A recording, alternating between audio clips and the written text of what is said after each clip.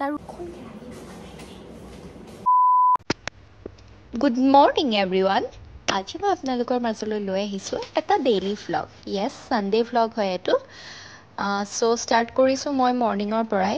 এয়া মই মৰ্ণিং শুই উঠি ডাইৰেক্ট বাহিৰলৈ যাবলৈ লৈছোঁ, যিহেতু মোৰ অকণমানি কুকুৰ এটা আছে যাৰ নাম নিঅ'। তাক মই ফাৰ্ষ্ট চাবৰ কাৰণে সদায় শুই উঠিয়ে আগফালে যাওঁ, যিহেতু মাহঁতে সোনকালে উঠি পেলাই তাক আগফালে ৰাখেগৈ, নহ'লে সি চিঞৰ বাখৰ কৰি থাকে ভিতৰত থাকিলে।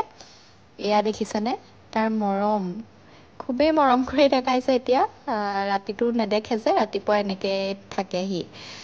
তাৰ ওচৰৰ পৰা আহি পেলাই মই মোৰ ৰুমটো অলপ সাৰি ল'লোঁ, যিহেতু আজি ছানডে' হয়। ছানডে' দিনা মোৰ বহুত কাম থাকে। বেলেগ দিনত মই অফিচ যাব লগা হয় কাৰণে একো কৰিব নাপাওঁ কাৰণে ছানডে' দিনাই মোৰ ফুলৰ পৰা আদি কৰি সকলোখিনি চাফ চাফাই মই কৰোঁ। এয়া মোৰ ৰুমৰ ফুলখিনি মই ঠিক কৰি আছোঁ, যিহেতু বেলেগ দিনা একেবাৰে টাইম নাপাওঁ। ছানডে' দিনা ফ্ৰী থাকোঁ, সেইকাৰণে সেইদিনাই কৰিব ট্ৰাই কৰোঁ। আৰু আগদিনাই অলপ মই কাপোৰ তিয়াই ৰাখিছিলোঁ, সেই কাপোৰখিনি এতিয়া মই ৱাশ্বিঙত দিব লৈছোঁ, যিহেতু টাইমৰ অভাৱৰ কাৰণে মই একেদিনাখনিলৈকে গোটাই পেলাই ৰাখি থওঁ। তাৰপাছত সেয়া কৰি মই আহি পেলাই ড্ৰয়িং ৰুমটো অলপ চাফা কৰিছোঁ, যিহেতু বেলেগ দিনাতো টাইম নাপাওঁৱেই। মৰ্ণিং উঠি জল্দিকৈ অফিচ গুচি যোৱা হয়। ছানডে' দিনাই মই সকলোখিনি কাম কৰিবলৈ চেষ্টা কৰোঁ। এয়া ডাইনিংখনো অলপ চাফা কৰিব ট্ৰাই কৰিছোঁ, যিহেতু ছানডে' দিনাই মই সময় পাওঁ বেছিভাগ। অলপ চাফ চাফাই কৰি হৈ যোৱাৰ পাছত মই গা ধুবৰ কাৰণে গ'লোঁ। গা ধুই আহি পেলাই এয়া মই অলপ ক্ৰীম সানিছোঁ আৰু লিপ বাম লগাই লৈছোঁ, যিহেতু দিনটো আৰু তেনেকৈ টাইম নাপাওঁ। মৰ্ণিঙতে অকণমান মুখত ক্ৰীম সানি লওঁ। এয়া ৰেডি হৈছোঁ, সোনকালে কিটচেনলৈ যাবলৈ চেষ্টা কৰিছোঁ, যিহেতু আজি শাহুমা নাথাকে, তেখেতৰ সকাম আছে। সেইটো কাৰণে মই এয়া কিটচেনত আহিলোঁ। আহি এতিয়া মই চাহৰ কাৰণে প্ৰিপেৰেশ্যন কৰিম। চাহ বনাম এতিয়া। আমাৰ ঘৰলৈ এজনী বাইদেউ আহে, তেওঁ কামখিনি অলপ কৰাত সহায় কৰেহি। এয়া তেওঁ কামখিনি কৰি আহিছে। আৰু এইফালে শাহুমা যাব লৈছে, আৰু তেখেত যাব এতিয়া। মোক কামখিনি চমজাই থৈ গৈছে যে এইখিনি কাম তুমি কৰি। চাহটো এফালে তুলি এইফালে মই ব্ৰেকফাষ্টৰ কাৰণে চব্জি ৰেডি কৰিছোঁ, যিহেতু পাস্তা বনাম। এয়া আৰু সেয়া কৰি লৈ আমি চাহ খাবলৈ বহিলোঁ, যিহেতু আমাৰ ভাগিন আহি আছেহি আৰু মোৰ পেহীৰ ছোৱালী আহি পেলাই আছেহি। এয়া আমি চাহ খাইছোঁ। তাৰ মাজতে হাজবেণ্ডৰ লগত অকণমান ভিডিঅ' কল কৰি ল'লোঁ, যিহেতু মৰ্ণিঙতে টাইম পালেই কৰি লোৱা হয়, তেওঁও বিজি হৈ যায়। আৰু এইখিনি কামৰ ব্যস্ততাৰ মাজতো বাইদেউক অকণমান ৰুমটো চফা কৰিব দিছিলোঁ, সেয়াও চাই ল'লোঁ। এয়া আমি আকৌ ব্ৰেকফাষ্টৰ কাৰণে লাগোঁ, ইফালে ভাগিনটোৱে আকৌ আমাৰ অকণমানি পোৱালিটোক গা ধুৱাইছে। এয়া দেখিছেনে, সি আকৌ ধুনীয়াকৈ পাতিও দিছে। এয়া এফালে পাস্তা বনাই আছোঁ আৰু এফালে ভণ্টিয়ে ৰুটি বনাই আছে। এয়া দেউতা, ভাগিন আৰু ভণ্টিৰ লগত একেলগে ব্ৰেকফাষ্ট কৰি ল'লোঁ। ব্ৰেকফাষ্ট কৰি আহি অকণমান ৰেষ্ট কৰি ল'লোঁ। মই ৰেষ্ট কৰোঁ দেউতা আৰু গুডু বজাৰলৈ গৈছিলে, বজাৰৰ পৰা পাচলি আনিছে, সি এনেকৈ ফ্ৰিজত ভৰাইছে।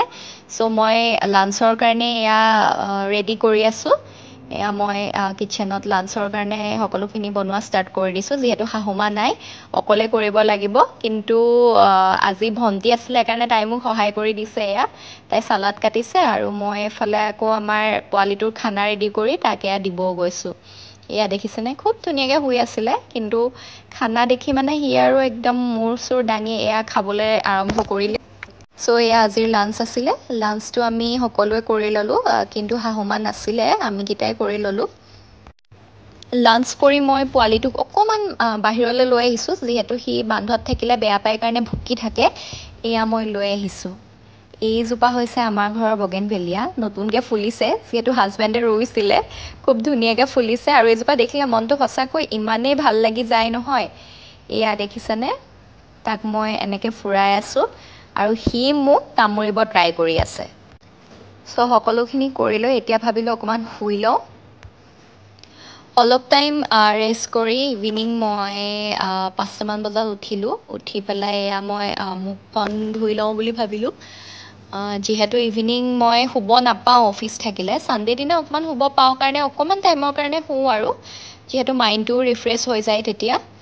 এয়া মই আহি পেলাই মুখখন ধুইছোঁ, ফ্ৰেছ হৈ লৈছোঁ।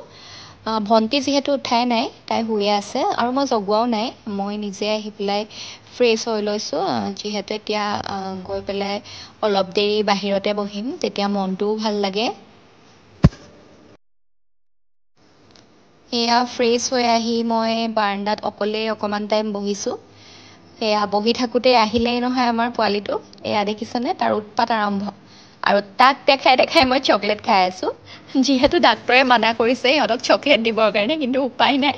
সি আহি চাই আছে, তথাপি মই তাক নাই দিয়া বাৰু, কাৰণ দিবৰ কাৰণে মানা কৰি ৰাখিছে। পিছলৈ দিম আৰু, এতিয়া কিন্তু তাক একেবাৰে মই চকলেট দিয়া নাই। এয়া তাৰ বিৰাট খং উঠি আছে চকলেট নিদিয়াৰ কাৰণে। এয়া ভণ্টি উঠিলে, চ' ইভিনিঙত মই পকা অমিতা আছিলে, অমিতাটো কাটি পেলাই খাই ল'লোঁ। এতিয়া ভাবিলোঁ কফি বনাওঁ আমাৰ কাৰণে। এয়া কফি বনাই আছোঁ। এয়া ইভিনিং স্নেক, আৰু এয়া কফি, এয়া খাই লৈছোঁ আমি। মাহঁতক আমি বাহিৰতে দিছোঁ, এইটো ৰুমত। টিভি ৰুমত তেওঁলোকে টিভি চাই আছে, আমি ভিতৰতে এয়া কিটচেনতে বহি খাই ল'লোঁ।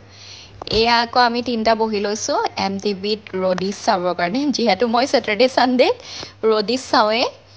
এয়া আজিৰ এপিছ'ডটো খুবেই ভাল লাগিছিলে, এণ্টাৰটেইনমেণ্ট টাস্ক আছিলে। এয়া আমি দুইজনীয়ে পূৰা চাই আছোঁ। ৰাতিৰ সাঁজটো আজি মোৰ পালত নপৰিলে, শাহুমাই বনালে, চ' মই বেয়া নাপালোঁ, ভালে পালোঁ। এয়া দেখিছেনে, আমাৰ পোৱালিটো ভাত খোৱাৰ আগত তাৰ মানে উৎপাত, তাৰ ইমানেই উৎপাত কৰিছে, এয়া দেখিছেনে। ইফালে মায়ে ভাত বাঢ়ি আছে আৰু এফালে ই উৎপাত কৰি আছে দৌৰি দৌৰি দৌৰি।